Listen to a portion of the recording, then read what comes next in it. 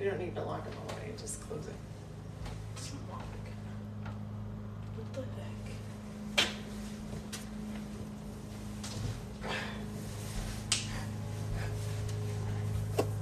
It's opening the door. Can you get me a pan? Hey guys, how's it going?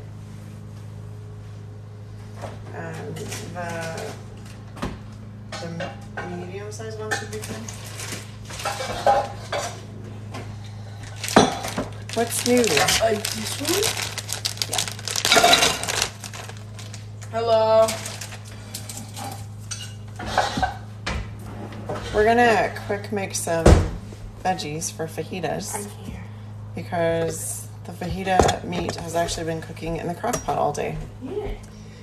So Looks like. we're gonna just get this going. So, hey Mazda Mitch, long time. Okay. So we are having fajitas, flank steak fajitas.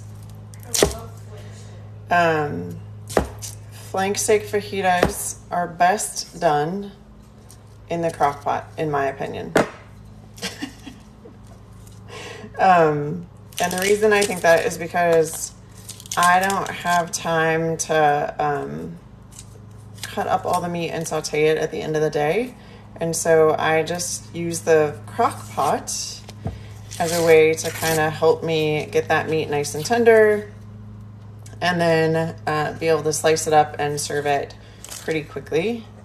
It does it softens the meat really fast. So, but I still like to do the veggies fresh. I don't like those in the crock pot because they're not as good. I like them sauteed. And so I'm just slicing up onion, and then I'm going to do the bell peppers and get a meal going for the family. We've got one kiddo and I just got back from the gym. The other kiddo is at lacrosse practice.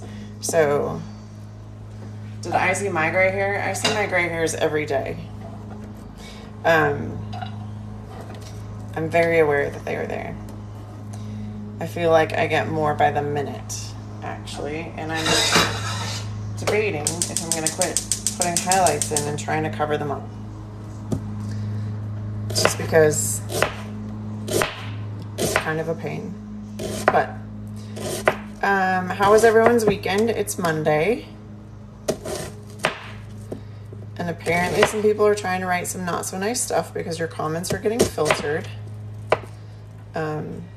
to protect community standards. So if you put something that you thought was not inappropriate and you got a little warning from TikTok, just so you know, they're getting a little stricter.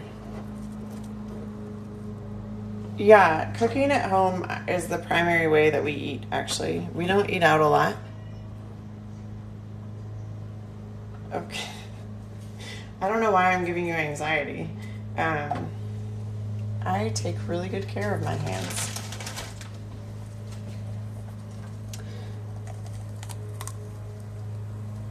Where are you at again, Mazda? Remind me.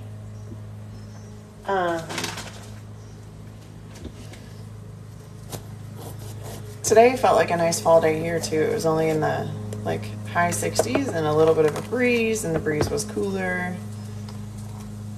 You eat that part? I don't eat that part. What part? The seeds and the top.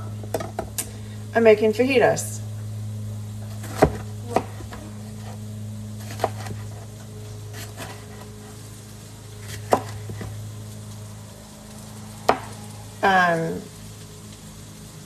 North Mississippi. Okay, yeah. So for you guys, having it cool down is good. Although, did you get any of the aftermath of that storm? I mean, I know it hit the Carolinas, so it was on the other side, but still, it seemed like there were a lot of people who were impacted by that, more than just Floridians, right?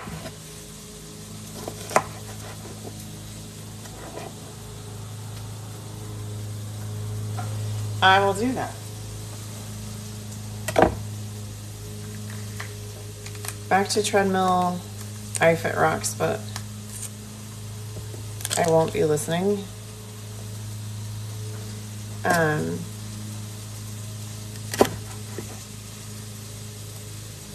Not a drop. Wow. Okay. That's good.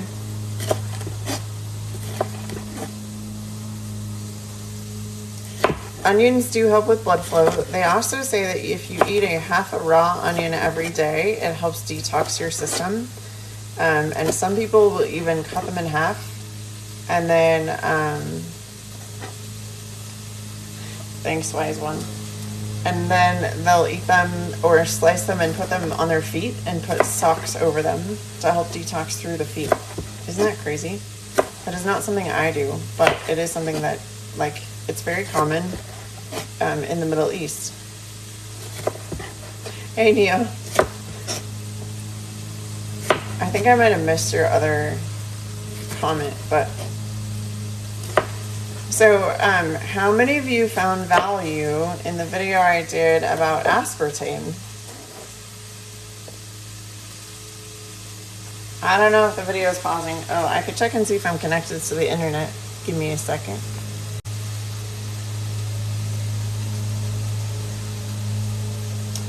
Congratulations, Knox and Sam.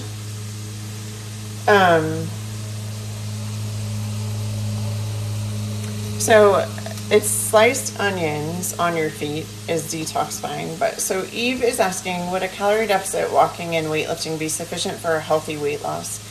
So Eve, part of that is dependent on your body and what's happening within your body. So weightlifting is a must for any woman over the age of 30 and for any man over the age of 45. It's an absolute must. It will help your body have a better metabolism. Is walking enough? It depends really partly on your age and partly what your hormones are doing. For weight loss, one of the best things you can actually do is what's called a high intensity interval training workout, or a HIIT workout. And if you do that in like short bursts of like 15 minutes 3 times a day, you'll get the most out of it.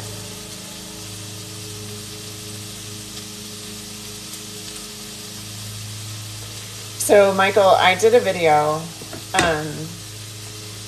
There are 1,000 substances: tomatoes, milk, pears, fish, that break down into some kind of aldehyde in your body, but specifically the chemical breakdown of aspartame, especially if it sits in a hot car in a diet soda, you're welcome, Eve, is formaldehyde.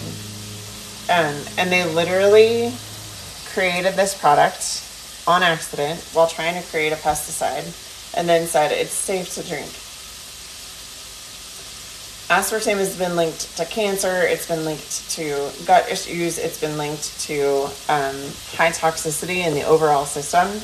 And I did a post on that this past week, and people jumped all over me telling me I was wrong, telling me that I didn't know what I was talking about, telling me that I was fear-mongering, like all this stuff. And I thought that was pretty funny because I didn't say anything that wasn't true, but people were angry about it because people don't want to give up their aspartame-induced beverages because they think it's better than sugar. Well, here's the other reason I know it's true. It was my OChem final in college, and I aced that thing. And then when you look at all the studies and what it's linked to, it's just amazing to me what people will defend. But also, people defend statin drugs. Why? I don't know. I am making fajitas. And I started with flank steak in the crock pot around noon, so that the meat would be pretty tender and easy to deal with.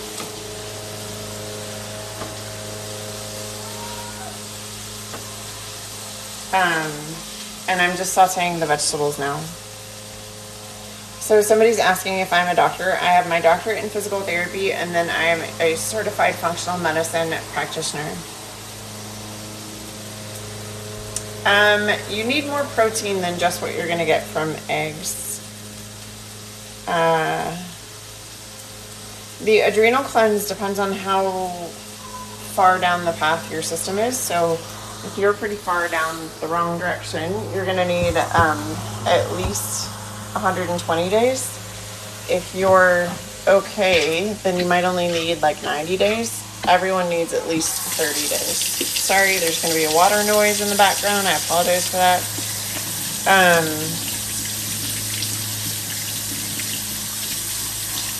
What do I mean about the statins? Statins are really not good for you. They block a whole lot of chemical processes in your body that affect your brain, your muscles, your joints, and they only actually help about 0.1% of people actually lower their cholesterol, and they don't get to the root cause of why your cholesterol is high. So the other thing is your body needs cholesterol to produce all of your hormones and make vitamin D from the sun.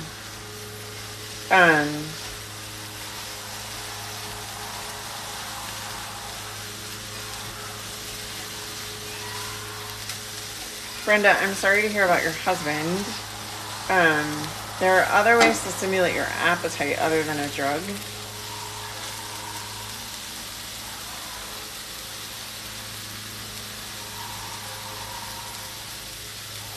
Well, not only that, would you get tired of eggs, but when you lack variety in your nutrition, you lack enzymes to help break down other stuff. So then when you add it back in, it's a problem because your body can't break it down. So hard-boiled eggs are quick and easy, and I will tell you, I probably have hard-boiled eggs 3 or 4 days out of the week, as either part of a meal or as a snack. But I also eat other things. Like last night we had chicken. Tonight we're having flank steak. One night this week we're gonna have pork. One night this week we'll probably have chicken again. We're also having ground buffalo, and we'll have ground turkey this week too. So like there's variety even in my protein sources, even if I eat eggs every day. So I think it's just one of those things that you have to get used to, like varying the diet a little bit within a way to keep yourself healthy and keep your body able to break down all kinds of foods. Cheryl, what's going on with your energy? Apple cider vinegar. Yeah, if you're having trouble breaking down foods, apple cider vinegar, 2 tablespoons with a meal, in 4 ounces of water can be a great solution to help you break down different foods. It's actually helpful for digestion. It helps lower blood pressure, or it can help with cholesterol. So I like apple cider vinegar. I think it's a great option. There's even a Bragg's apple cider vinegar and garlic salad dressing that's pretty good.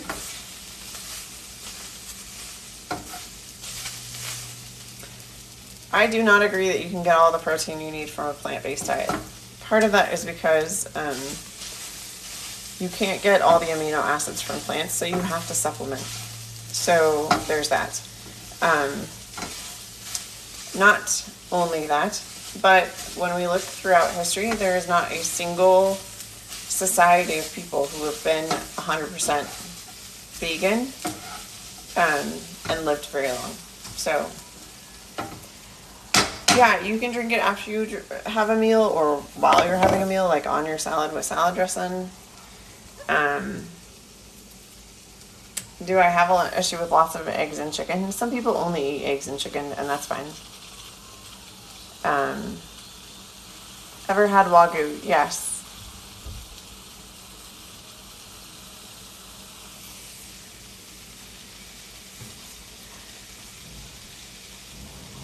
So Cheryl, the first thing would be to fix the sleep issues. Mediterranean type diet is the best. It's the one that has the most research behind it, showing positive effects on everything. However, in the US, our grain is not as good as other places, because it's genetically modified. So we do have that issue where what we're eating and the strains of gluten are foreign to the body still. And so the body is having trouble breaking them down. Whereas, like, a lot of people who have a gluten sensitivity can go to Europe and eat grains there and be totally fine. Now, that's not people like me with celiac, but that's people who have a gluten sensitivity. This is flank steak with salsa on it. And honestly, this is one of the easiest meals you could ever do. So you're going to take a flank steak, put it in a crock pot, and depending on how big it is, add somewhere between a cup to 2 cups of salsa and let it cook on low all day.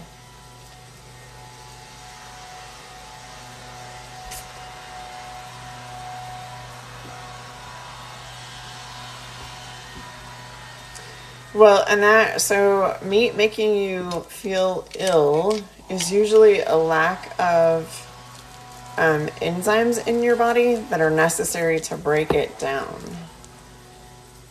I actually eat 15 servings of vegetables and 5 servings of fruit every day. Hormones aren't bad. They are necessary. You need them to survive.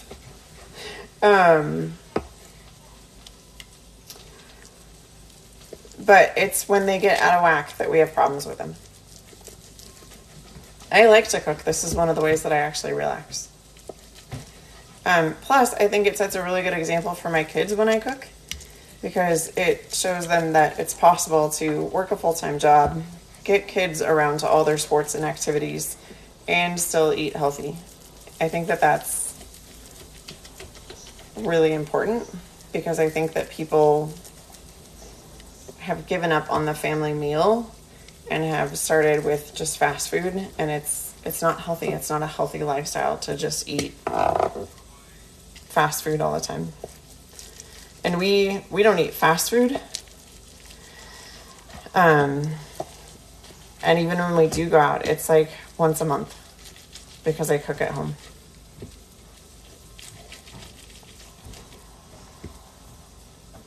This was an animal. This is flank steak with salsa on top of it. And I'm literally just slicing it up so that we can have fajitas with it. I try and buy organic where I can. Obviously, with the cost of groceries going up so high at the current moment, it's harder. But there's a list of like the Clean 15 and the Dirty Dozen that are things that you should always buy organic and things that you don't need to buy organic. And then I actually am with a friend going to order local Colorado beef from a ranch that's not too far from here. And they do 100% grass fed, but it's cheaper to order the whole cow. And he and I are just going to split it. Well, I'm going to tell you, you can say all the things you want about how animals are raised. My grandfather was a cattle farmer. So if you want to lecture me, you should move on, because you won't win this one with me. I tried being vegetarian several times and ended up with a blood transfusion every time. So there are people who are meant to be vegetarian. There are people who are not. I'm not. And before you tell anybody they should be vegetarian or vegan, I think you should really look into their whole health history and their genetics. I don't think Colorado's desolate. I'm good, Ben. How are you? It's great. I'm a little jealous, Chris. Thanks.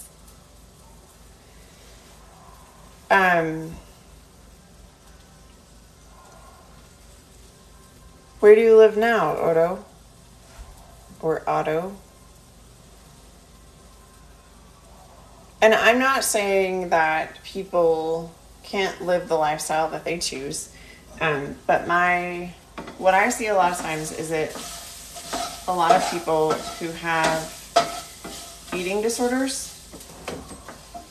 will become vegetarian. Don't feel attacked. Just know that you have to make your own choices and I have to make mine, and I'm making the ones that are best for me. And I'm not going to let anybody tell me what those choices should be, because they're my choices. And I had somebody get on a soapbox on here once, and I don't want to go down that road with people again, so I'm just being upfront and honest about how I feel about all that stuff.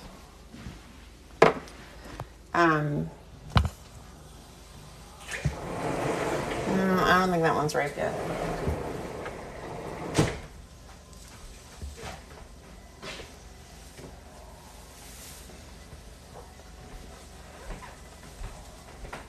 So I'm just picking an avocado to go with my fajitas. And I am going to wash it because you should wash your avocados before you cut them. What time is Austin's breakfast done? 6:30. I don't know if Alex is going to make it that long.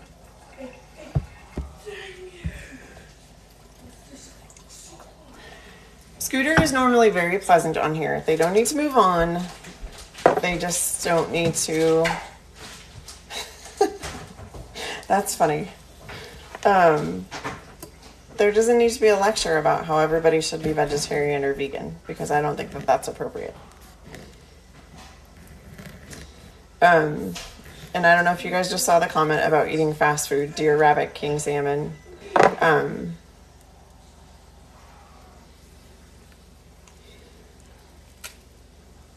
That's kind of a funny one. So why should you wash your avocados, watermelon, honeydew, cantaloupe, etc. before you cut them? Because there's stuff on the outside of the rind that you don't want to drag through your fruit. And one of the biggest things that happened in Colorado within the last 10-15 years was there was a huge listeria outbreak in the Rocky Ford cantaloupes. And the reason the outbreak was such a problem is because people don't wash off their fruit before they cut into it. And what that does is when you slice the outside, anything that it touches gets pulled through onto the flesh of the fruit and then can cause a problem for your GI system. So E. coli, listeria, all of that stuff. We're making fajitas tonight. And we started the flank steak earlier in the day, put some salsa on it in the crock pot and let it slow cook. And then I just sauteed up bell peppers and onions. And then I've cut an avocado.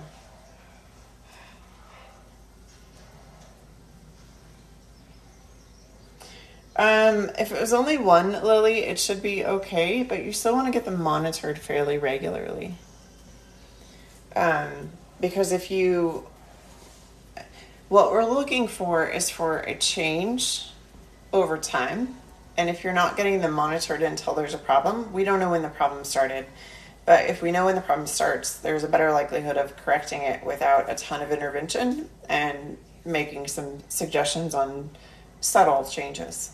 So I would get them checked minimum every year, but if you can, every 6 months. And when you're getting your hormones checked, it should be testosterone, vitamin D. Your doctor was wrong. You want to get your estrogen, progesterone, and your thyroid panel, like a whole panel. So you want TSH, T4, T3, free T4, and you want a thyroid antibody test and a thyroid peroxidase test. So Lori, I wash mine just with a little bit of soap and a scrub, like a scrubby sponge. So Lily, you want to ask again for your thyroid panel, not a TSH, but a thyroid panel. So T4, T3, free T4, free T3, thyroid antibody, thyroid peroxidase, and then you want to ask for estrogen, progesterone, estradiol, and testosterone and vitamin D.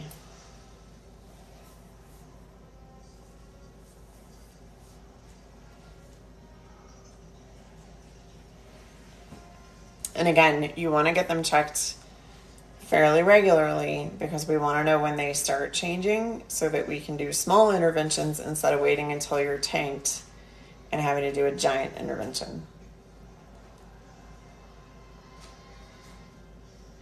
So, Lily, you may also need to start supporting the liver a little bit better because that's all signs of having significant hormonal change already. And so you may need to do a liver cleanse, but you definitely need to start supporting first and second phase detoxification of the liver. Gaining weight after menopause and no energy is also a liver symptom. It is not a menopause symptom. It gets touted as a menopause symptom, but it is not. And Monica, there are ways to go about supporting those systems so that you have more energy, sleep better, don't get hot flashes, and stop gaining the weight. And if you guys are interested in learning more about any of the programs that I run or how much I ask to know where we need to go, there is a free consultation link in my profile. And Casey's asking, how do we do the liver cleanse? So the one that I do is a 10-day cleanse. And we start with a little bit of support of the GI system, make sure that everything's moving because we don't want to start detoxing something if you can't have a bowel movement, because that doesn't make sense, because then it's just all going to get stuck and create more issues. So we start with making sure that you can have a bowel movement at least twice a day. And then we move into softening up the bile that may have become congested, and then work on really supporting with specific supplements, liver detoxification, and then work on adding some supplements that help soften up any possible liver or gallbladder stones and kidney stones. And then we move into coffee enemas, castor oil packs, and clearing everything out.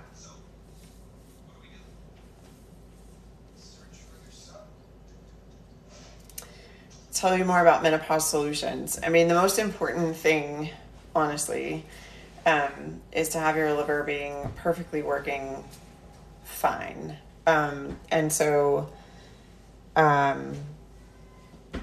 that's like, it's a fine balance because we're trying to make sure that you can do things like have a bowel movement twice a day, every day. And also making sure that we're supporting all of the different systems. So Otto is saying eating whole foods, stay away from gluten, dairy, soy, coffee, alcohol, and fake sugars. I drink coffee and I don't have an issue. I do stay away from all the other stuff, but I drink coffee. Castor oil packs over the abdomen. So Monica, it doesn't matter if you don't have a gallbladder. Your gallbladder is just a storage duct. The liver is what actually produces bile. That's a good thing to expect. And I know plenty of people who get through cleaning out the liver and then are able to occasionally have wine, occasionally have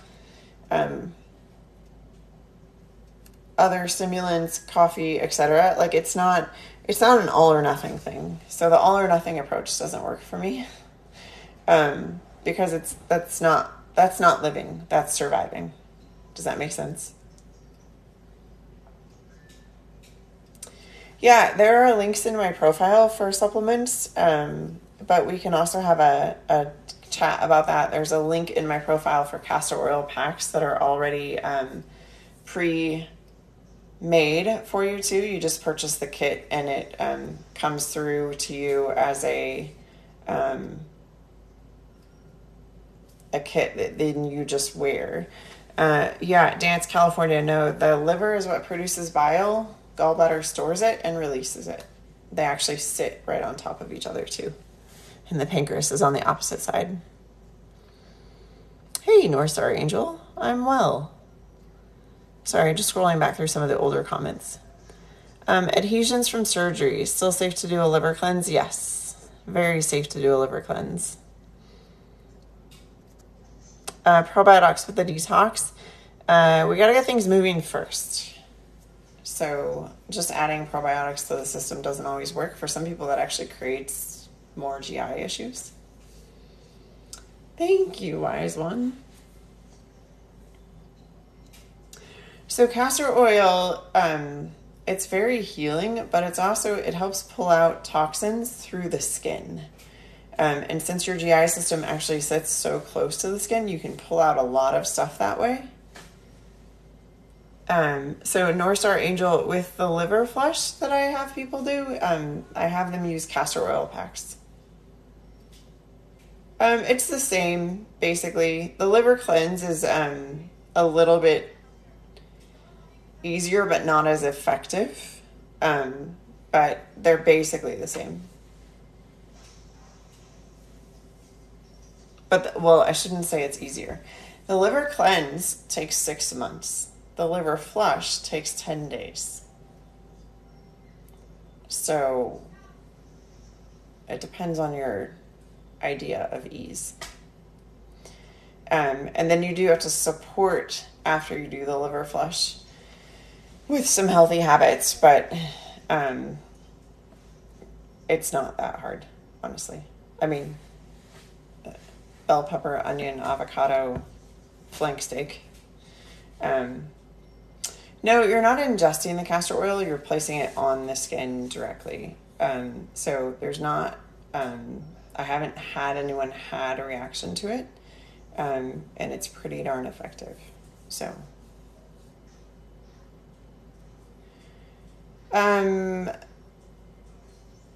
you can use a heating pad if you want, but I don't recommend an electric heating pad. I recommend if you're going to use heat that you get one of those like old-fashioned water bottles and put hot water in that and put it over the castor oil pack. Fermented foods. I think that they can be of benefit. But I think that some people think that eating fermented foods will solve all their issues. I don't know who James Charles is.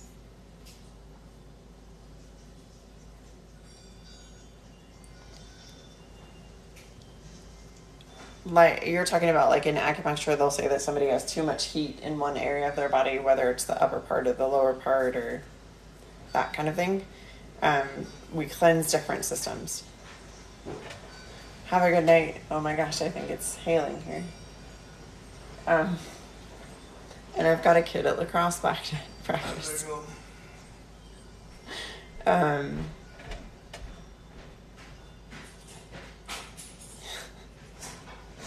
Thanks. Wait, hail? Ellie, what are you saying please to? It's hailing? I am familiar with FODMAP. I have issues with FODMAP. I have issues with the autoimmune paleo. I have issues with FODMAP. One of my issues with both of those is that when you start trying to reintroduce foods, people react to absolutely everything they try and reintroduce. So I don't let anyone do those for a period of longer than 30 days. But I think that they can be beneficial as like kind of an elimination diet. Someone asking, what does it mean to have low cortisol? So low cortisol means that your adrenal glands are really struggling. It means that they are not doing their job, basically. And that messes up pretty much the rest of the hormones in your body. So you can start having issues with blood sugar. You can start having issues with insulin. You can start having thyroid issues, issues with testosterone. So it's, yeah. Oh, that one in 2018 was bad too. It can be a really big problem. Hi, C. Shaw. Artist Kelly is asking where I am. I am in Colorado, just south of Denver.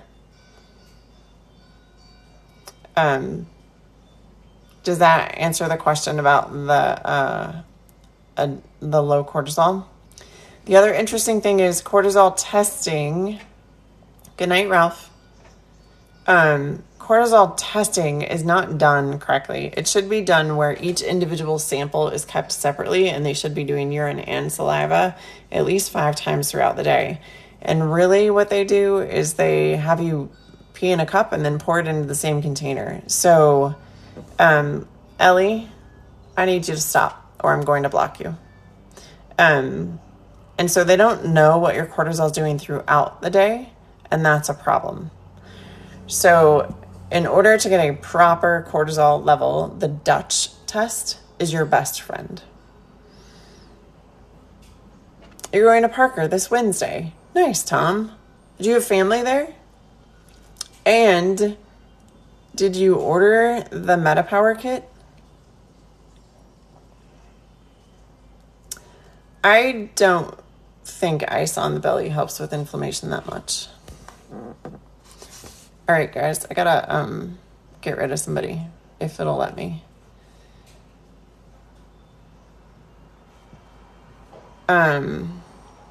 The Dutch test. Yep, Candy, that's the one. Your son lives in Parker. Nice. Awesome.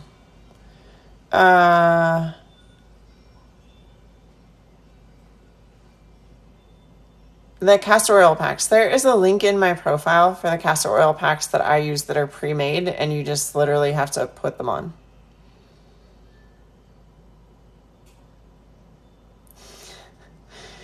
Looping, can you be more specific? And are we gonna, that would be good, Tom. I was talking about adrenals and cortisol. So somebody else asked if you have a cyst on the gland. So how big is the cyst compared to the adrenals is important to know. And also, how is it affecting the function and where is it on the adrenal glands? Those are all important things to know whether or not it's a problem. Because if it's in there's like a layer of tissue that it can be in and be okay. But then if it's in the adrenal gland itself, it's not okay. Hey, Sean. Happy Monday. And the ancient goddess is asking if my food's ready. It is, but my husband just went to go pick up one of the kiddos from lacrosse practice, so we're going to wait to eat until he gets home.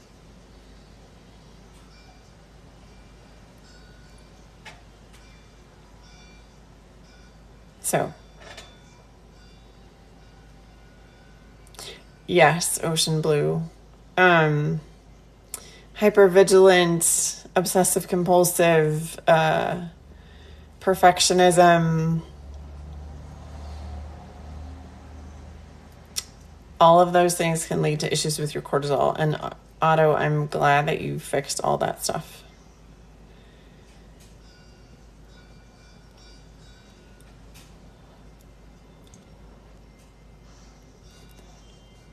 So I don't know, how do you fix the cortisol issue? It depends on what's happening. So that would be a great, let's do a consult and have a conversation about that. No, is the hyperthyroid Graves' disease? Lisa, was the tumor in your pituitary gland or your pineal gland? You're welcome. Thank you. I am a functional medicine provider and I have my doctorate degree in physical therapy. I test cortisol using the Dutch test.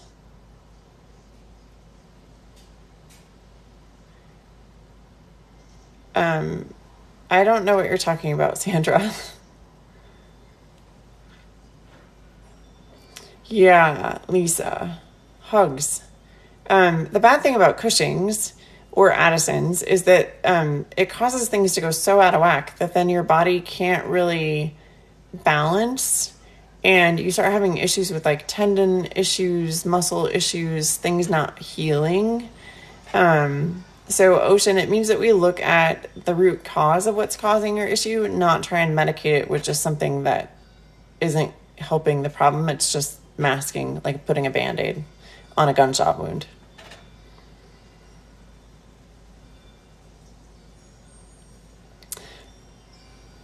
User 53695. Thank you for your input. You're welcome to move on. And actually, I know a lot about Addison's disease, quite a bit, because I actually sit on a board here in Denver for the Addison's support group that's run through University Hospital. So thanks for knowing my story. And have a great night.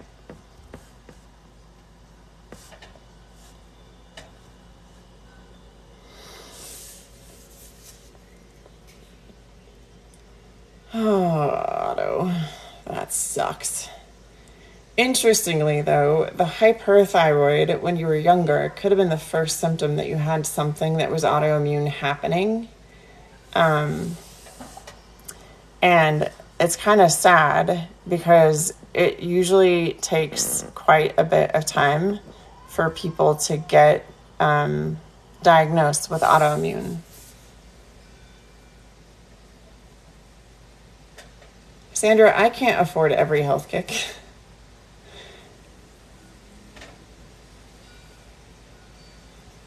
Otto, personal message me because I have friends all over the country. So if I can help, I will.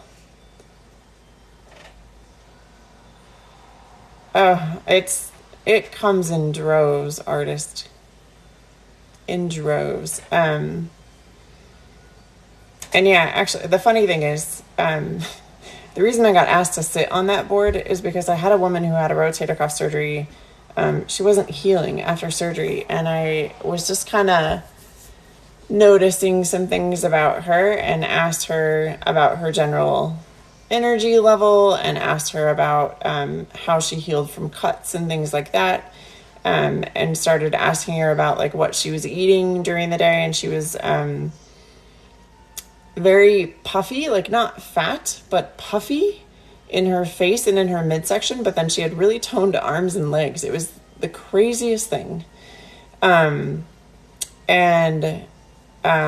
asked her, because the rotator cuff wasn't healing, do you think you might have something going on with your adrenal glands? And she said, it's funny that you say that because my acupuncturist asked. And I said, I think you need to ask for a diagnosis for Addison's disease, the testing for Addison's disease. And then she started saying that she was having headaches. And I said, I think you need to get an MRI done of the head because pineal gland tumors can cause Addison's disease, and so can pituitary gland tumors. And within a week, she was diagnosed with that. So it's funny that's, like, I don't think people understand the amount of training we go through in physical therapy school. We have an entire 2 semesters on what's called differential diagnosis. So knowing whether or not it's something I can help or something I can't help. Like when someone comes in with shoulder pain that I can't recreate.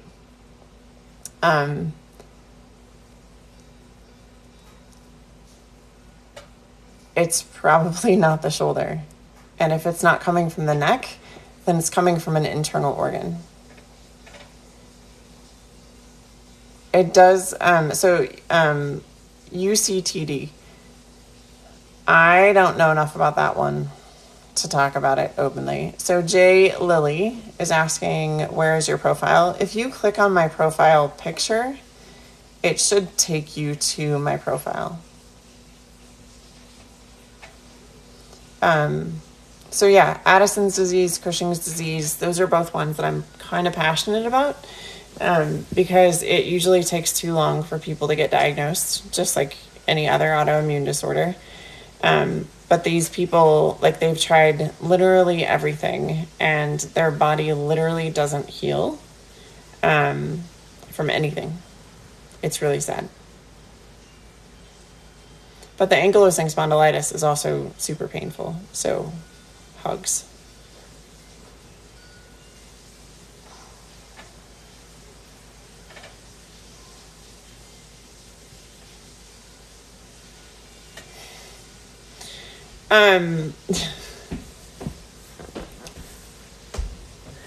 Yeah, you're right. It does most often look like lupus. But it can also look like Sjogren's in some people.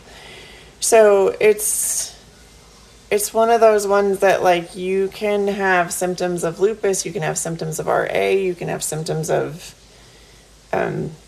Graves' disease or Hashimoto's. Like, it's crazy the way that one presents. I think I've only seen probably 4 patients with that. The other thing it often gets misdiagnosed as Ehlers-Danlos. So most common with the shoulder, it's a stomach bleeding ulcer, but it can be gallbladder pain, and it can also be pancreatic issues.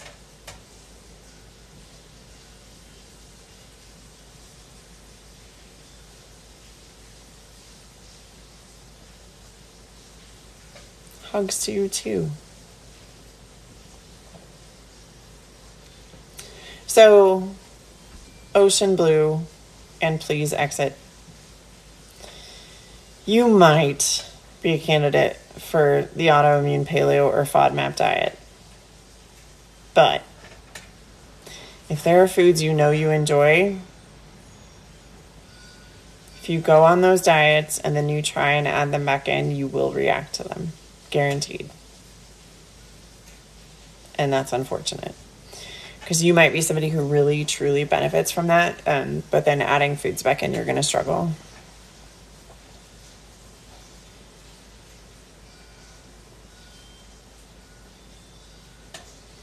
And Otto, I run a program specifically for the GI stuff because it's super important to get that right. If your GI stuff doesn't function well, you can't absorb vitamins and minerals from your food.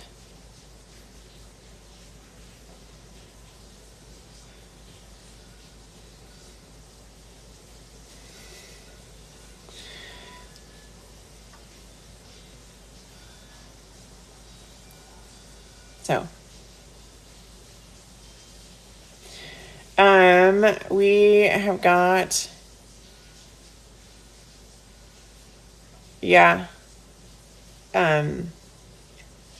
there is a way to naturally suppress estrogen. Thank you.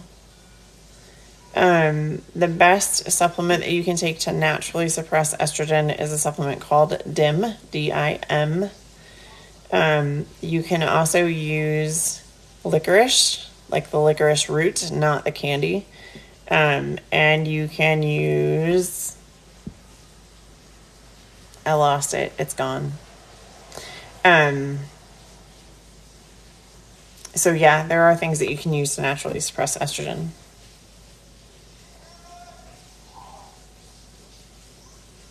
Wild orange essential oil. Oh, one of my favorites.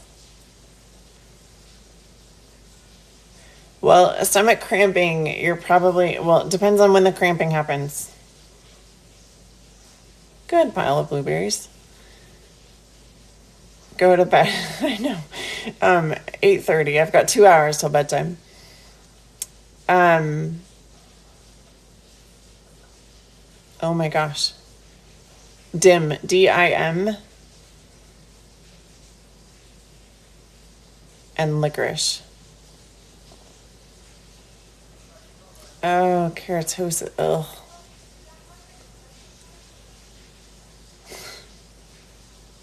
So you're having the symptoms too of scleroderma.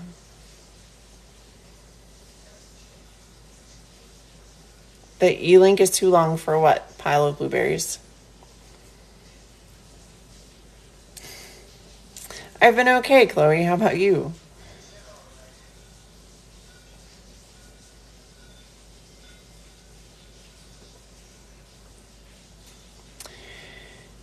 So, Passionates, Sean, I honestly, that's something you should do the consult so we know exactly where the problem's coming from, and that way I can advise you better. Because it could be that you need a digestive enzyme. It could be that you have too much stomach acid. It could be that your stomach acid's too low. It could be that you aren't producing the right type and consistency of bile. You aren't producing the right amount of bile.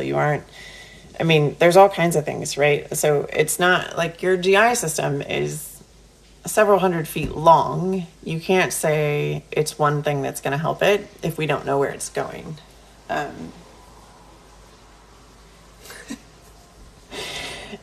Why do I always look tired? Because I'm always on here at night. I get up at 4 every morning. And so at this time of night, it's now 6 p.m. So I've been up for 14 and a half hours.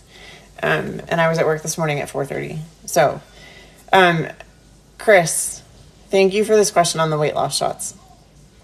Have you seen the side effects? I mean, have you really looked at the side effects?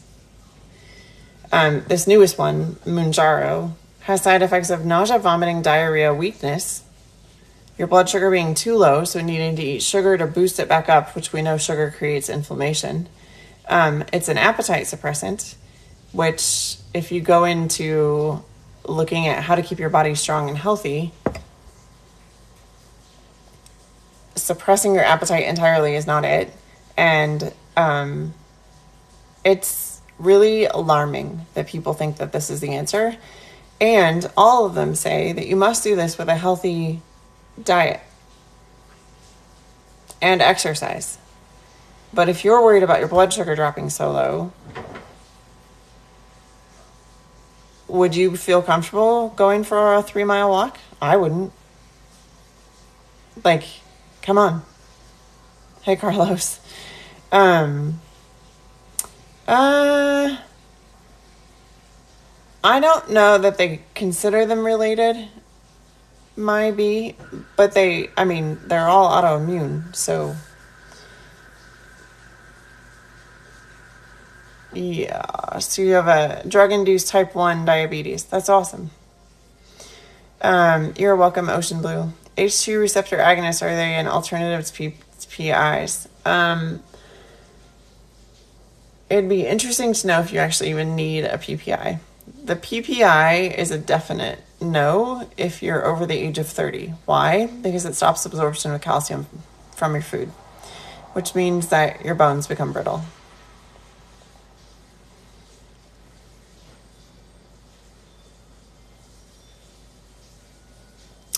Kat, the first thing you have to do is make sure you're pooping 2 to 3 times a day.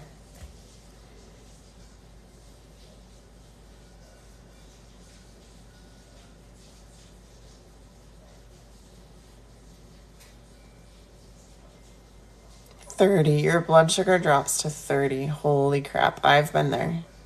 Usually around that point, I pass out.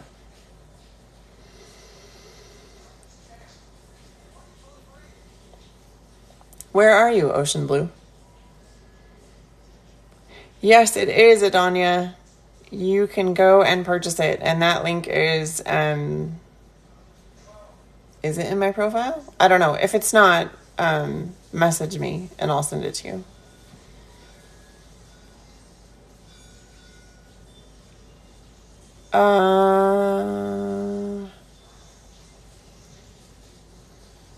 Otto, that's a great question. Hi, honey bands. Again, I would love to do the consult with you because there's a lot of stuff there that needs unpacking. Thank you. Did you miss the meal? No, my husband just went to pick up the other kiddo and we're going to eat as soon as they get back. He said they're 5 minutes away. So you're welcome. It smells good. My avocado is still sitting here.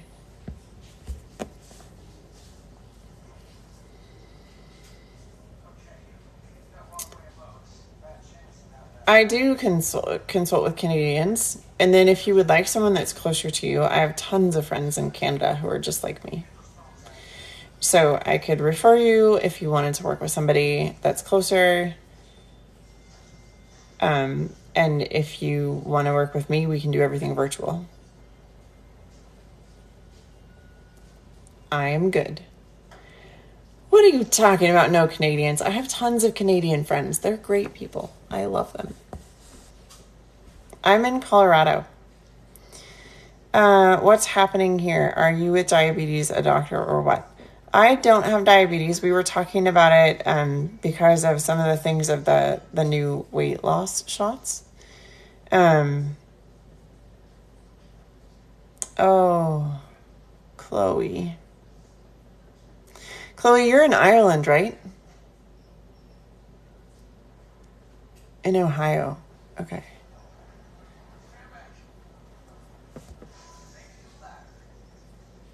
Am I thinking of the right person, Chloe? You're in Ireland? How are your nurses treating you? Hi, Cupcake Paper.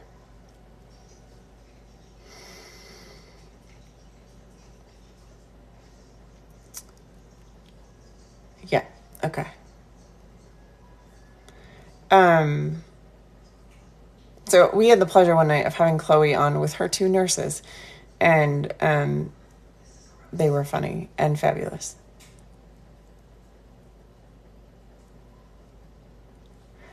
So RW, I do know some stuff about TRT. Were you using it to lose weight? Because there's something else going on if you're still losing weight on TRT. Carbondale, nice. A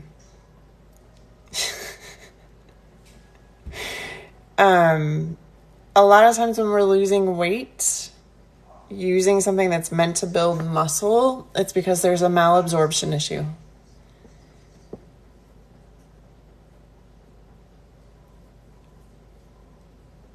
And I'd love to see what a cortisol profile looks like on you, just because when cortisol is high, testosterone is low. Hey, Iowa.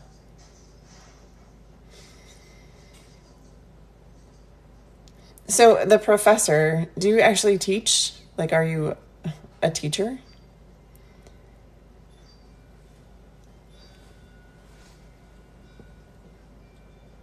Oh, Chloe. Oh, somebody asked that earlier. Thoughts on MCT? Just say in about, if that was you who asked about MCT. There are some health benefits seen with multi-chain. Good. I'm glad your nurses are awesome. And thank you, Cupcake Paper, for all the little things. Multi-chain triglycerides have shown to be super beneficial for quite a few things. In particular, people who are prone to dementia or Alzheimer's, people who have eaten a low-fat diet for too long.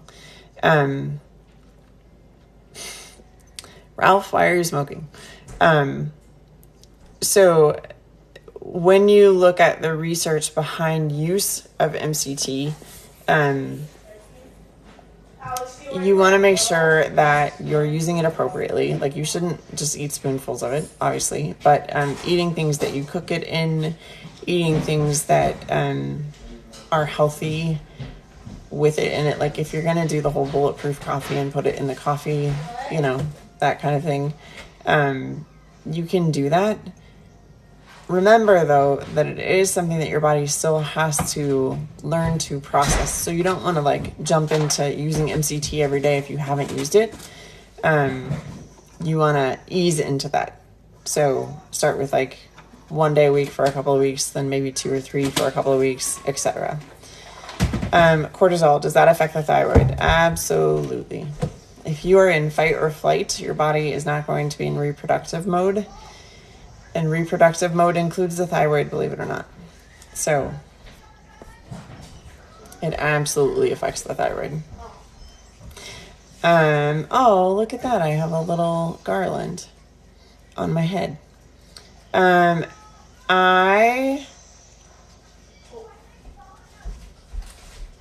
Chloe, I wish I could hug you. And this is Austin hugging me. All right, this kiddo's home. It's time to feed everybody. So I'm going to hop off. Intermittent fasting is okay. We'd want to talk about stress levels, though. MCT is safe for heart patients. Yes, I have twins. So I will probably do another live sometime later this week. And if you guys have more questions about the metabolic reset, let me know.